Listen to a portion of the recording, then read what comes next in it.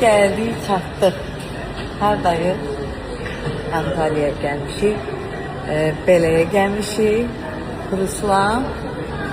Hardayıq? Antalya'da, Belek'də. Titanik. Bu gün Titanik finosuna baxacaq. Hoşuma gəlir. Gel. Daha gözəlliyi var burada.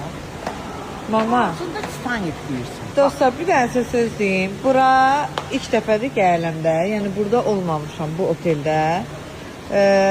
Anamla gəlmişəm, ailəmizlə də bütün elə bir nəsil gəlib. Komanda böyüdü. Yıxılarsan xala qurban. Sonra nə deyəcəyim? Anam mənə buranı çox tərifləyib yenə. Bu dəfə anamın istəyi ilə gəldim. Dedi Çınarə, gəl və bəyənəcəksən. Amma doğrudan bəyənəcəm. Sən buranı çox bəyənirsən. Bəyənməsən mən pulumu verəcəksən. Qaytarıram. Hə, verişirik. Əminəm. Su əriklidir, xoşuma gəlir. Nə gözəldir. Doğrudan Ben de değilim. çox gözəldir. Ağaçların böyüdür. Ödəmişsin şivol günlərində. Çox qəşəngdir. Sumkam məni öldürür, sumkam. Bir gün də. Biraz da eğlen. Bax. Addan Səsin düşə bilər. Ruslan. Tətilim başladı. Bu pasif tətildə yaşır, rahatdır. Beyin dincəlir. Həmişə istirahətdir. Sağ ol sen. Bu qədər ağır əməliyyatlardan sonra lazımdır dincəlmək. Yeni sezona Ruslan yeni işlərlə, yeniliklərlə gələcək. Hə. Bu da mən. Hay can, Madina. Şov başlandı.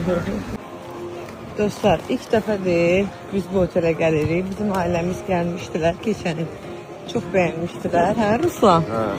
Hə. Bu səfər də bizə də məsləhət gördülər, biz də gəldik. Çox maraqlı görsənir. Həqiqətən gözəlliyilər çoxdur. Necə burada maraqlı postlar çəkməyim Ruslan? Lazımdır. Xoşuma gəlir. Beləkdəyik, Antalya'dayıq. Ruslan, otaq əladır, qardirob, əsas məsələ. Qardirobunu. Ay Allah, buna bakın, buna bakın. Ay Medine, ne yapacağız? Neyse. Aha, buradan. Ha, burası sol. Her neyse, burada. Oldu. Bu ne içindir Ruslan, onu başlaştırmadım. Vallahi ne bileyim.